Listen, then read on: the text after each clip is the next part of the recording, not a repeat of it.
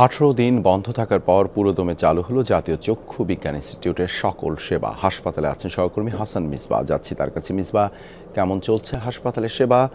জুলাই যোদ্ধাদের সাথে হাসপাতাল কর্তৃপক্ষের টানাপোড়েন শেষমেশ মিটল কিনা?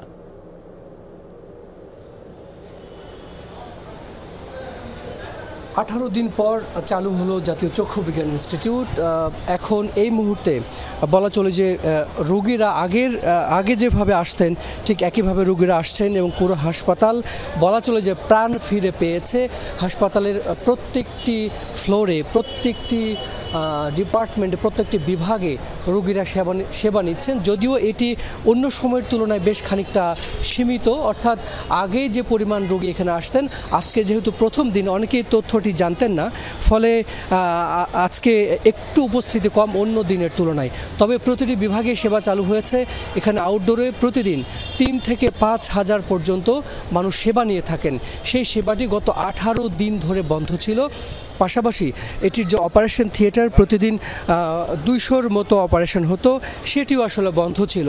ফলে রোগীরা এক ভয়াবহ ভোগান্তিতে তারা পড়েছেন গত কয়েকদিনে। এবং অন্যান্য যে বিভাগগুলো ছিল সেই সেবা কার্যক্রম বন্ধ ছিল। এটি কিন্তু বাংলাদেশের একমাত্র জাতীয় চক্ষু ইনস্টিটিউট, অর্থাৎ সারা বাংলাদেশের জটিল কেসগুলো এখানে আসে এবং চিকিৎসকরা তাদের দক্ষতায় সেই চিকিৎসাটি দিয়ে থাকেন।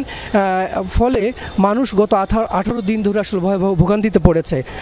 আমরা দেখেছি যে জুলাই যোদ্ধাদের সাথে হাসপাতাল কর্তৃপক্ষের এক ধরনের টানাপোড়েন ছিল, সেটিকে কেন্দ্র করে এই হাসপাতাল 18 দিন বন্ধ ছিল। এই মুহূর্তে জুলাই যোদ্ধারা তারা 50 জনের উপরে ভর্তি ছিলেন, এখন আছেন মাত্র 4 জন। তাদেরকে যদিও রিলিজ দেওয়া হয়েছে, তারপরেও তারা এখানে আছেন বলে কর্তৃপক্ষ আমাদেরকে জানিয়েছেন।